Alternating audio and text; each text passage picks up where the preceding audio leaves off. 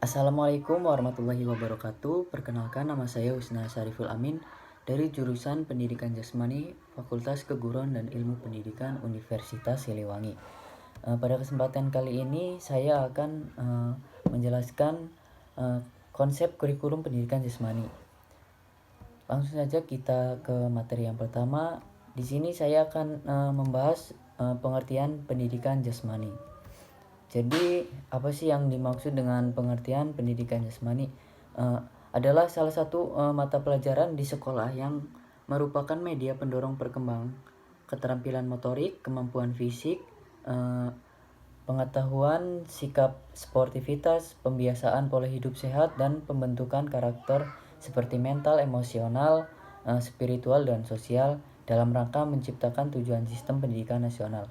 Jadi pendidikan jasmani, olahraga, dan kesehatan merupakan suatu mata ajar yang diberikan di suatu jenjang sekolah tertentu, yang merupakan salah satu bagian dari pendidikan keseluruhan yang mengutamakan aktivitas jasmani dan pembinaan hidup sehat untuk bertumbuh dan berkembang jasmani, mental, sosial, dan emosional yang serasi, selaras, dan seimbang.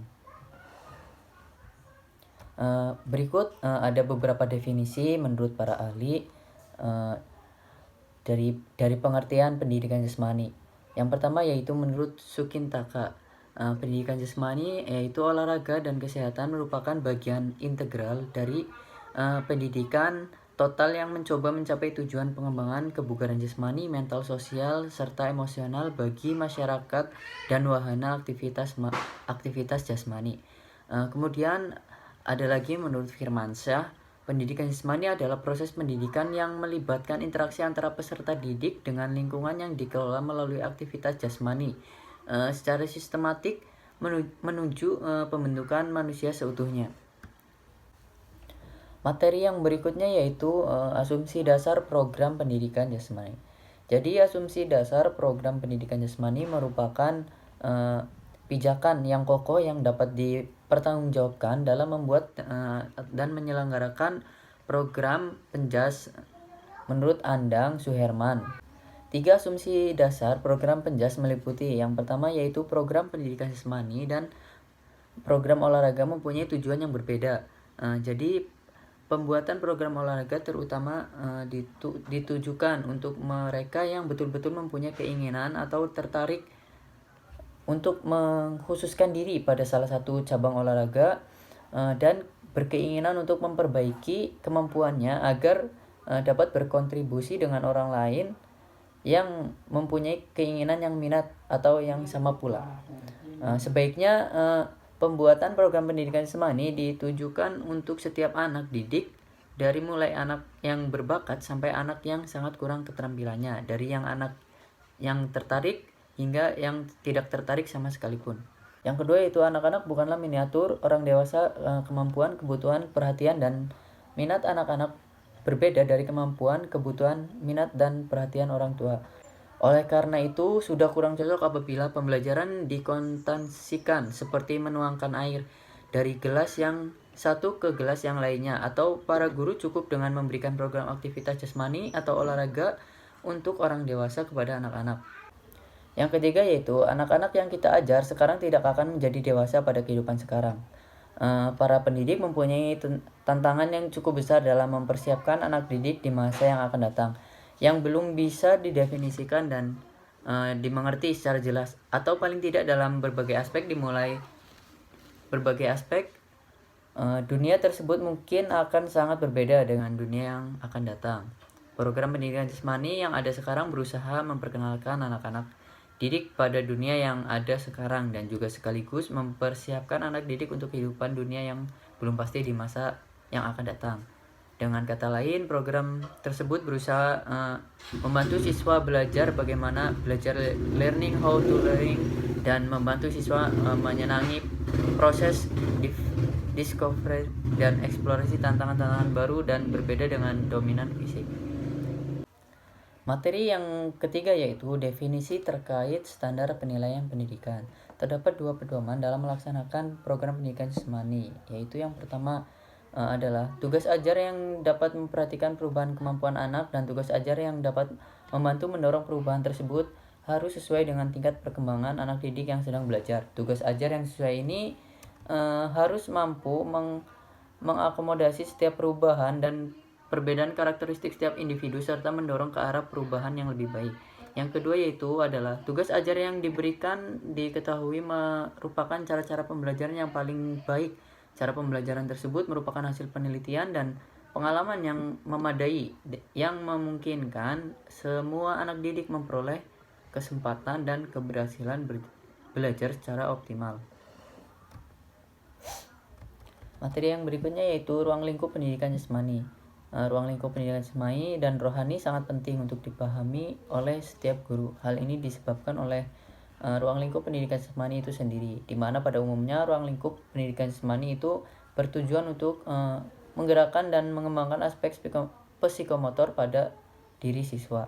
Pendidikan jasmani dan kesehatan pada dasarnya merupakan terjemahan dari physical education yang sering digunakan di Amerika Serikat. Sedangkan makna dari pendidikan jasmani sendiri adalah pendidikan mengenai fisik dan mental seseorang. Jadi dapat diartikan bahwa pendidikan di sini merupakan sebuah proses pengubahan sikap dan tingkah laku seseorang atau kelompok dalam usaha untuk mendewasakan anak melalui pengajaran dan pelatihan. Dengan demikian, dapat disimpulkan bahwa pendidikan jasmani dan kesehatan adalah suatu proses aktivitas jasmani yang dirancang dan disusun secara sistematis untuk merangsang pertumbuhan dan perkembangan, meningkatkan kemampuan dan keterampilan jasmani, kecerdasan dan pembentukan watak, serta nilai dan sikap yang positif bagi setiap warga negara dalam rangkai mencapai tujuan pendidikan.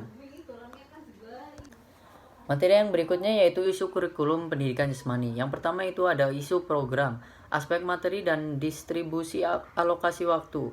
Materi bahan ajar yang banyak yang ada dalam kurikulum terlalu sulit untuk dilaksanakan dengan alokasi waktu yang hanya biasanya 1 minggu 1 kali, sehingga kegiatan belajar mengajar hanya untuk mengembangkan aspek keterampilan gerak psikomotor, seperti guru memaksakan diri mengajar olahraga, terus berpegangan teguh pada penguasaan keterampilan olahraga, kurang memperhatikan tujuan pembelajaran yang bersifat afektif, kurang menyadari bahwa olahraga merupakan media untuk mencapai tujuan pendidikan pada umumnya, dan kurang memperhatikan aspek gerak dasar siswa.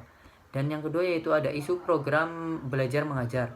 Yang pertama yaitu variasi aktivitas belajar cenderung miskin, kurang didasarkan pada karakteristik pendidikan peserta didik, hanya berorientasi pada cabang olahraga untuk orang dewasa. Kemudian aktivitas penjas untuk siswa cenderung terbatas. Kemudian aktivitas penjas yang dilakukan siswa kurang membantu siswa memahami dampaknya bagi kebugaran jasmani dan gaya hidup sehat. Dan penjas adalah belajar gerak dan belajar sambil bergerak kurang dipahami sang pengajar. Kemudian rasio jumlah siswa dengan pengajar, lapangan, dan alat tidak sesuai. Pengembangan aspek afektif kurang mendapati perhatian. Yang ketiga yaitu isu evaluasi. Pelaksanaan evaluasi belum begitu tampak terintegrasi dalam sebuah proses belajar mengajar. Materi evaluasi kognitif kurang relevan dengan materi yang diberikan dalam KBM. Situasi pelaksanaan evaluasi terkadang merugikan siswa karena guru tidak menciptakan lingkungan kelas yang positif. Alokasi waktu sangat terbatas untuk dilaksanakannya pengetesan.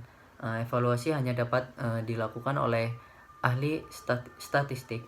Yang keempat yaitu ada isu jumlah dan karakteristik siswa. Jumlah siswa yang banyak dengan kelas paralel dengan karakteristik yang heterogen.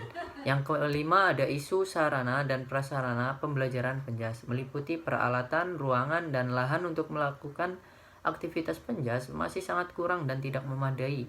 Yang keenam yaitu isu keberhasilan penjas. Efektivitas penyelenggaraan kurikulum penjas masih tergolong rendah.